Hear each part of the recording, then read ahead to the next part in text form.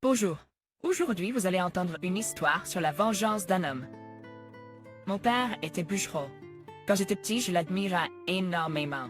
Il me semblait être un surhomme. Ses blocs étaient très grands, mais ils se brisaient en éclats sous le coup de la hache de mon père.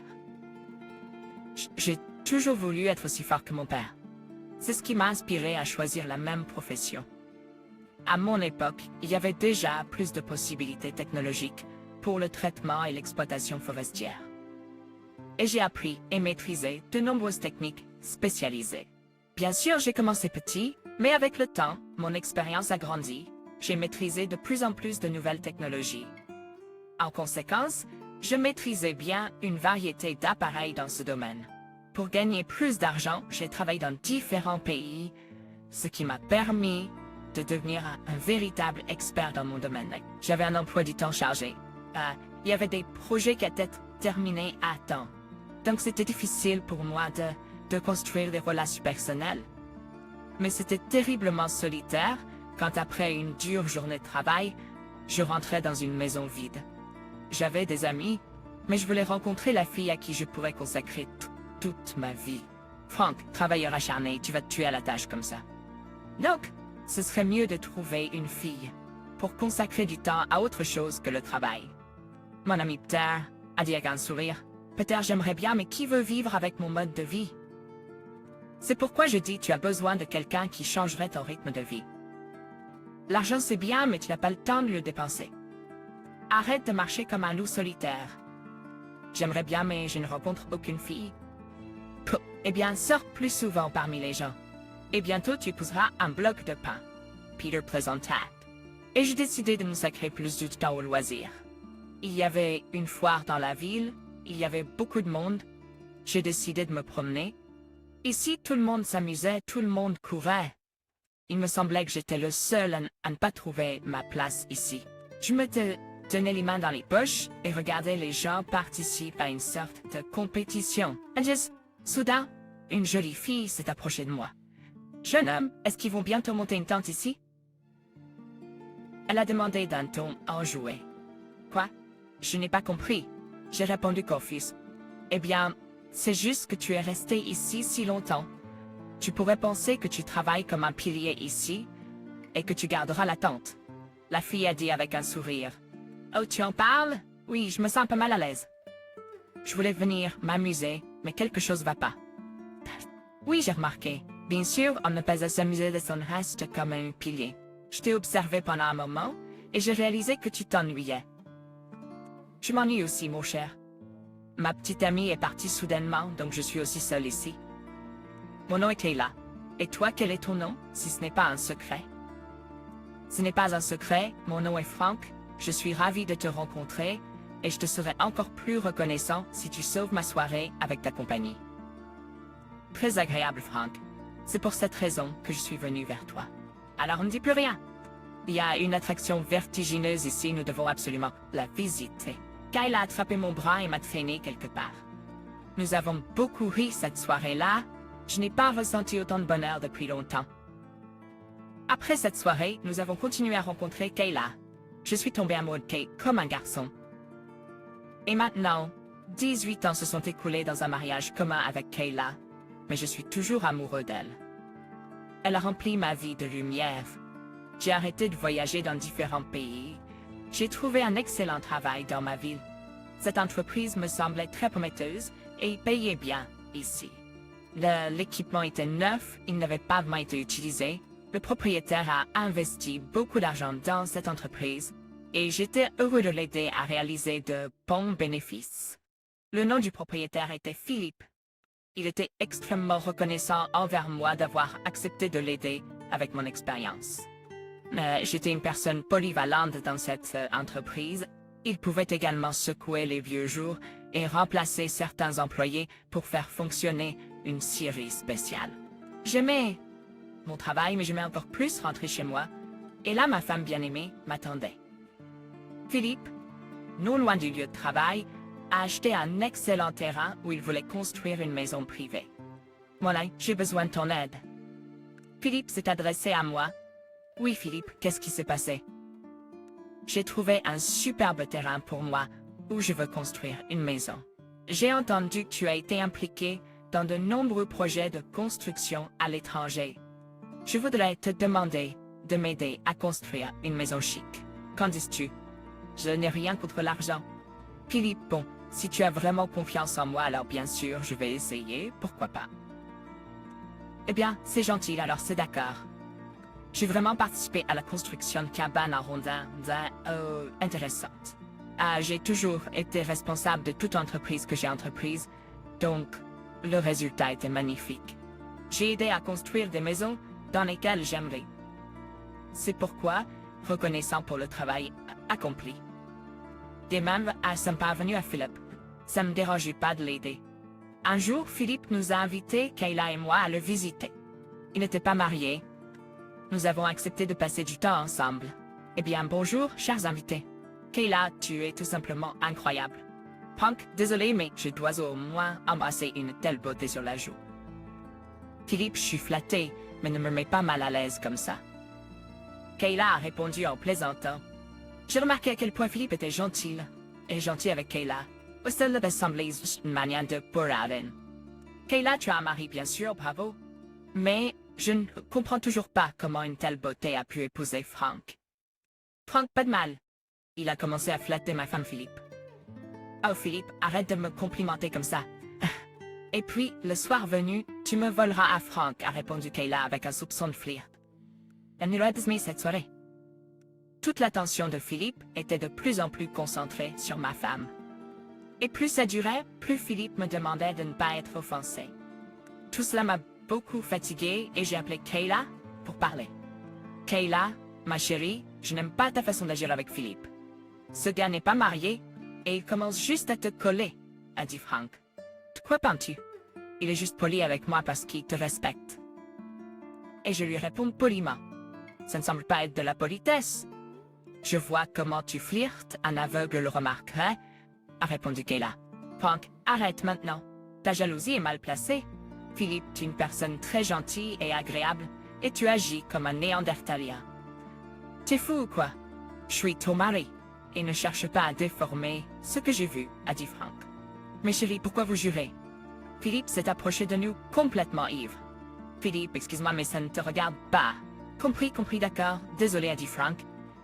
D'accord, Philippe, merci pour la soirée, on doit y aller, ai-je dit en regardant Kayla avec un regard en colère. Oui, Philippe, il est temps pour nous. Tout était merveilleux, a dit Kayla avec un sourire. C'est dommage, bien sûr, d'interrompre une si belle soirée. Mais, Kayla, je serai toujours heureux de te voir. Pierce. Et bien sûr avec Frank, a dit Philippe, se souvenant enfin de moi comme d'un ajout inutile. Après cette soirée, Kayla et moi avons eu une grosse dispute. Je lui ai prouvé qu'elle avait tort, mais Kayla a fermement tenu bon. Et tous mes soupçons ont été réduits à zéro. Après un certain temps, j'ai construit une magnifique maison pour Philippe. C'était très confortable et douillet ici. Mais ma maison n'était plus confortable. Kayla a récemment changé de manière notable et m'a traité assez froidement. Kayla, mon amour, j'ai réservé une table pour nous dans un restaurant chic. Donc cette soirée sera spéciale, et je dis avec enthousiasme à Kayla. Chérie, c'est merveilleux. Excuse-moi, je ne savais pas que tu avais prévu quelque chose. Et j'ai déjà arrangé de rencontrer Monica. Elle traverse une période difficile en ce moment, et elle et son mari divorcent, donc je dois soutenir mon amie, a expliqué Kayla. Kayla, qu'est-ce qui se passe? Tu peux soutenir ton amie Anna-Jo? Changer la rencontre, a dit Frank. Tu peux pas faire ça? C'est ma meilleure amie. Chérie, vraiment ne le faisons pas aujourd'hui. S'il te plaît. Wow! J'ai tellement essayé aujourd'hui de trouver du temps libre pour te surprendre. Chérie, je te suis reconnaissant. Mais viens un autre jour. Cette nouvelle de Kayla m'a choquée. Elle était vraiment amie avec Monica, mais je n'avais jamais remarqué à quel point elles étaient proches auparavant. Et puis j'ai remarqué comment Kayla était habillée et elle a choisi une robe chic pour elle-même. Kayla, où vas-tu habillée comme ça? Je me suis dit, je pensais que toi et Monica resteriez juste à la maison à bavarder. Une fille devrait toujours être à la parade, a répondu Kayla avec indignation. Cela m'a encore plus alarmée car qu'elle s'habillait pas habituellement comme ça. On aurait dit qu'elle essayait d'impressionner quelqu'un. Elle semblait avoir des réponses à toutes mes questions et je commençais à être très nerveuse. Mais Kayla ne m'a pas calmée, au contraire, elle s'est rapidement préparée et a quitté la maison. Je suis restée assise pendant quelques minutes en essayant de comprendre ce qui venait de se passer, puis mon corps a automatiquement quitté la maison et je suis montée dans la voiture.